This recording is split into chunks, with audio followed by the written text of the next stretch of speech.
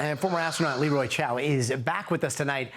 Great to see you, Leroy. First question that comes to mind, especially this week, is could something like this have helped us predicting that massive earthquake that we saw in Russia, or better predicted the tsunami threats? Well, it's possible in that, as you mentioned, this satellite has two sets of synthetic aperture radar. It's going to allow it to map the Earth in greater detail than any other spacecraft in the past.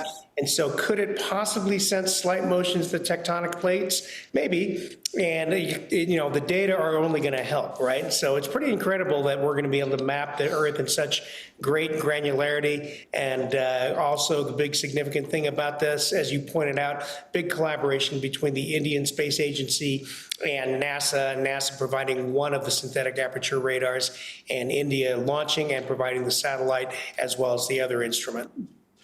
Yeah, it's such a huge collaboration. I mean, you can't help but smile when you hear that countdown. You've worked with so many international crews. What's it like seeing India and the United States team up like this?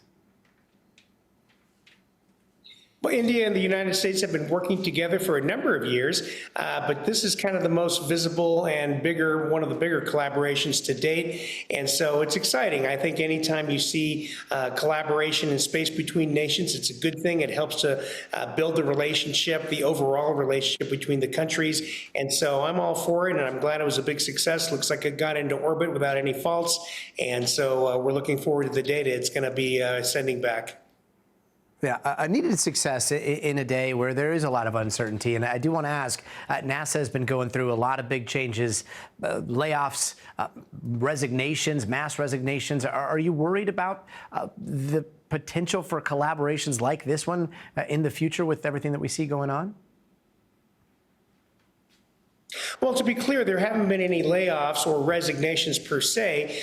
There have been people accepting the buyout, the early retirement buyout offers, and about 20% of the workforce has done that. And overall, I think that's a good thing. NASA, like almost all large organizations over the years, as they get bigger and bigger, they can become more bloated with red tape, more inefficient. The NASA of today, even the NASA when I was there 20 years ago, was nothing like the NASA of the Apollo days, right? And to put that into context, in the Apollo days, NASA didn't even exist. We had, no launch pads, no mission control, no astronauts, to landing humans on the moon in just under 11 years. The current exploration program started in 2004. So here we are 21 years later. The new program has yet to launch a single astronaut into space. Okay, so that's why, because of the inefficiency. So hopefully things like this reduction will help NASA figure out how to become more efficient again, maybe much like Apple reinvented itself back in the late 1980s and early 1990s.